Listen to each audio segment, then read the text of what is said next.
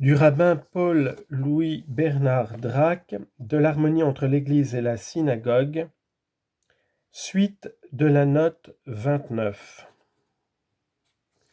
Maïmonide, qui donne dans son traité des rois, chapitres 11 et 12, la description des temps du Messie, ne fait aucune mention du prétendu Messie, fils de Joseph. Il dit seulement que, dans la prophétie de Balaam, nous remarquons deux Messies. L'un est le roi David qui a sauvé Israël de ses oppresseurs, et l'autre est le Messie futur qui délivrera Israël de la puissance des enfants d'Édom. Les rabbins appellent les chrétiens enfants d'Édom. Le texte d'aucune prophétie ne se prête à la doctrine d'un double Messie. Si la paraphrase chaldéique du Cantique des Cantiques, chapitre 4, verset 5, chapitre 7, verset 3, nomme deux rédempteurs, l'un fils de David, l'autre fils de Joseph, on voit par le contexte même qu'il ne veut désigner que les deux états du même Messie. On lit en note. Cette paraphrase est citée par les docteurs juifs de la plus haute antiquité. On n'en connaît pas l'auteur. Quelques savants modernes prétendent qu'elle est au moins postérieure au Talmud, ouvrage du VIe siècle, disent-ils, puisqu'elle parle de la distinction de ce code en 6 sections. Voilà comment ces doctes personnages raisonnent quelquefois. Qu'on se rappelle que la loi orale traditionnelle, la deutérose, a de tout temps marché d'un pas égal avec la loi écrite, et que nécessairement de tout temps, elle était distribuée selon la matière qu'elle traite. Que si les circonstances survenues, après la dissolution de l'État des Juifs, constitué en corps de nation, ont nécessité sa rédaction par écrit, on ne pourrait pas en arguer qu'elle n'ait pas existé auparavant, quand on n'en aurait pas les preuves positives que nous fournissent tous les monuments de l'Antiquité judaïque. Conférer la paraphrase chaldéique sur les Lamentations, chapitre 2, verset 19. Voyez plus haut la notice sur le Talmud, voyez aussi la préface du lexicon chaldéique d'Eli Halevi et le lexicon rabbinique du même à l'article Pézer. Fin de note.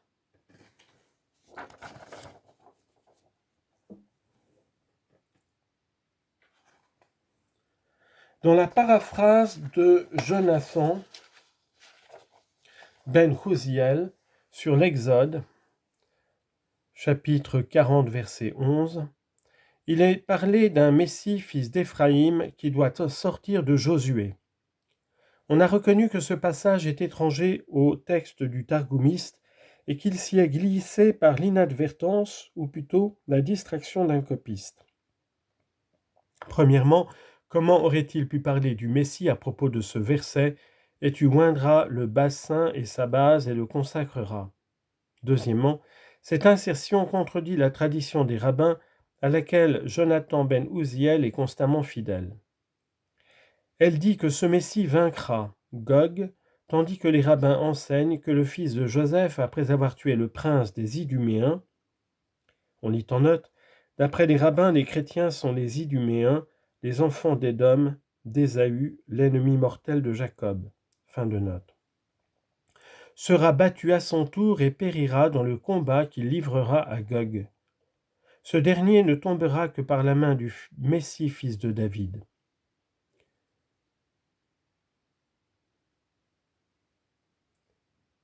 Voyez de Rabbi Salom Yalhi son commentaire sur Isaïe, chapitre 24, verset 18.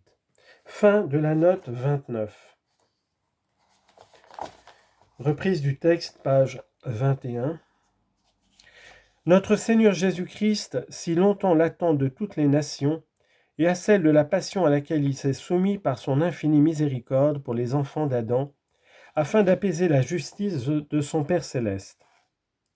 Si les rabbins modernes, aveuglés par des préventions dont je m'afflige profondément, ont cherché, quoique en vain, à défigurer le sens de ces prophéties, véritable programme dressé d'avance des événements mémorables qui devaient changer la face de la terre, j'espère, de la grâce de Dieu, qu'ils ne résisteront pas au nombre si considérable des traditions consignées dans les livres pour lesquels il professe le plus grand respect.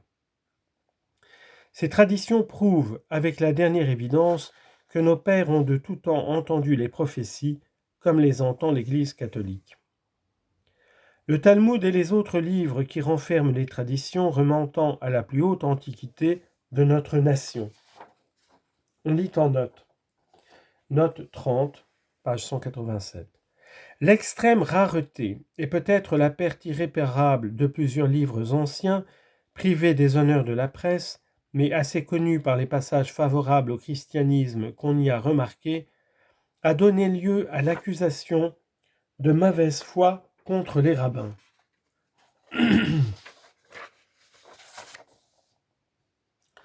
Nous ne pouvons nous empêcher de déclarer que cette accusation n'est malheureusement que trop fondée.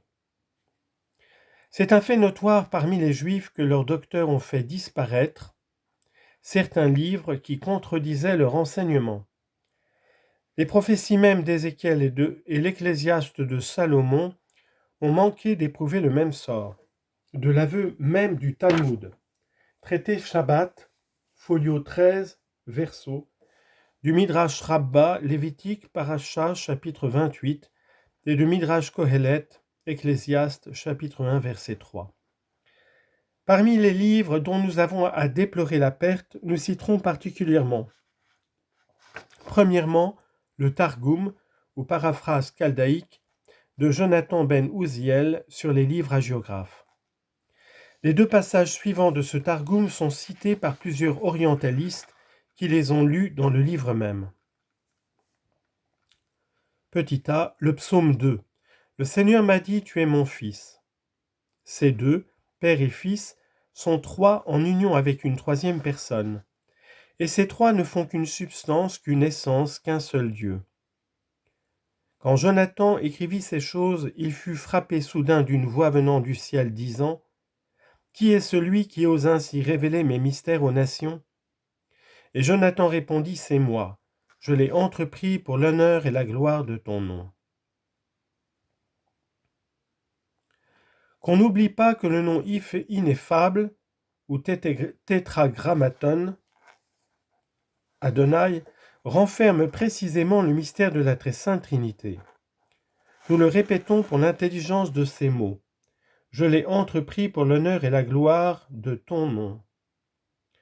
La paraphrase que nous venons de citer donne la clé du passage suivant du Talmud, traité Megillah, folio 3, recto. Citation. Jonathan ben Uziel a répété le Targum des prophètes d'après la bouche d'Agé, Zacharie et Malachi. La terre d'Israël en fut ébranlée à la distance de 400 parasa. On lit en note. Parasa, mesure itinéraire de 8000 coudées. Le Talmud, traité Pesachim, folio 94 recto, dit que le tour de la terre est de 6000 parasotes. Une parasa fait donc environ 6 km. Fin de note. Une voix se fit entendre du ciel disant « Qui est celui qui révèle mes mystères aux enfants d'Adam ?»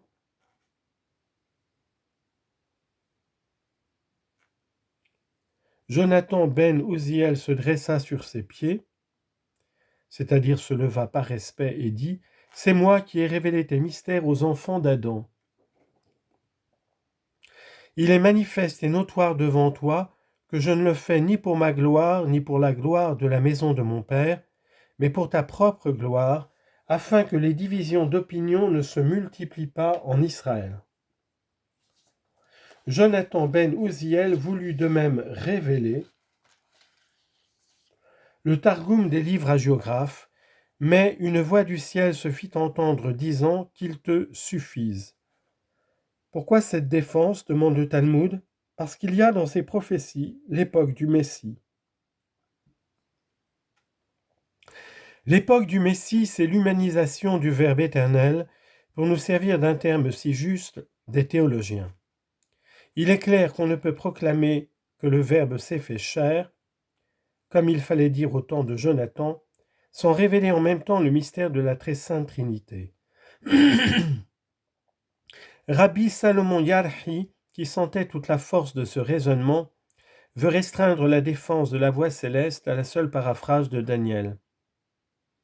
On voit qu'il lui importait beaucoup d'altérer cette belle tradition dans le commentaire qu'il en fait. Mais le texte est formel. Il parle de la paraphrase des hagiographes en général. Or, à cette partie de l'écriture appartiennent les psaumes, dans lesquels en plusieurs endroits étaient déposés en germe, pour ainsi dire, ces deux grands et inséparables mystères. Petit b.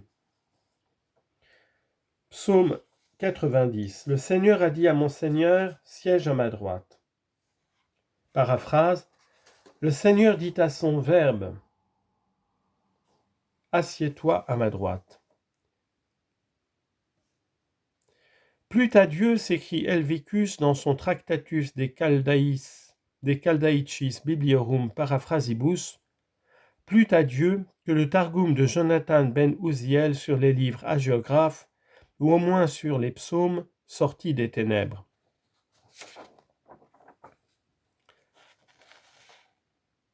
Il nous fournirait sans doute des témoignages éclatants contre les Juifs. Utinam vero et tenebris tandem eruetur ionate targum in hagiographa, vel saltem in salmos, aberimus procul dubio illustrissima contra Judeos testimonia. Petrus Galatinus, qui possédait à ce qu'il paraît, d'après le chapitre 8, livre 3 de son livre De Arcanis Catholicae Veritatis, un exemplaire de ce précieux Targum, nous fait part du soin extrême que prenaient les Juifs de son temps pour le dérober à tous les yeux. Editio quoque, dit-il, ipsius ionate in salterium penes paucissimos est, quam cuiaben pro viribus oculunt propter mysteria Christianae fidei quae continet. Livre 1, chapitre 3. Un autre exemplaire fort ancien du même Targum tomba entre les mains de Petrus Galatinus lors de l'expulsion des Juifs du royaume de Naples. C'est dans cet exemplaire qu'il a lu la paraphrase suivante du Trisagion, Isaïe chapitre 6, verset 3.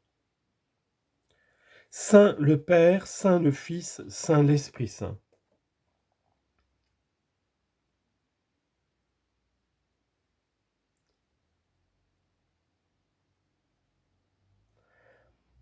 In vetustissimis tamen libris qui rarissimis sunt, dit le savant et pieux franciscain, on lit en note,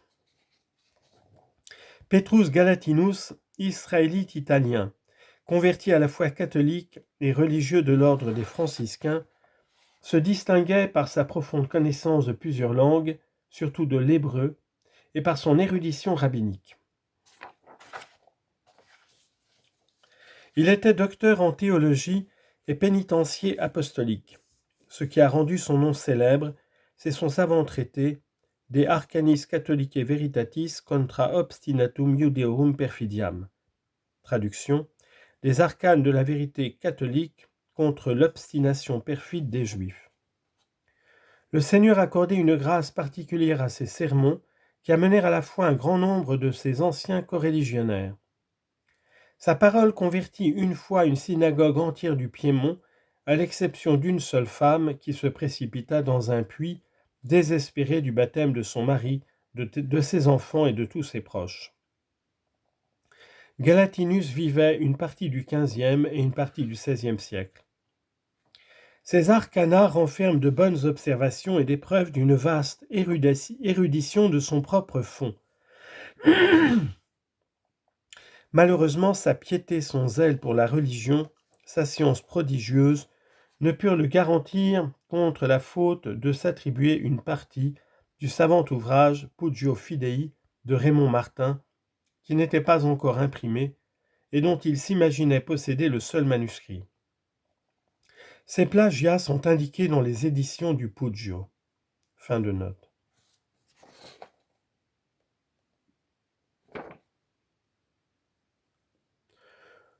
On pense bien que ce précieux passage a disparu dans les éditions données plus tard par les Juifs. Citation, Ita porsus abetur ut ego retuli quorum ipse unum vidi cum essem lici, qua tempestate Iudei ex toto regno Neapolitano, ius regis catholici expellerentur, et ille quidem hoc loco, sic omnino abebat ut ipse retuli. Deuxièmement, Rabbi Moshe Hardashan, ou Rabbi Moïse le prédicateur, dont nous avons eu l'occasion de parler plus haut.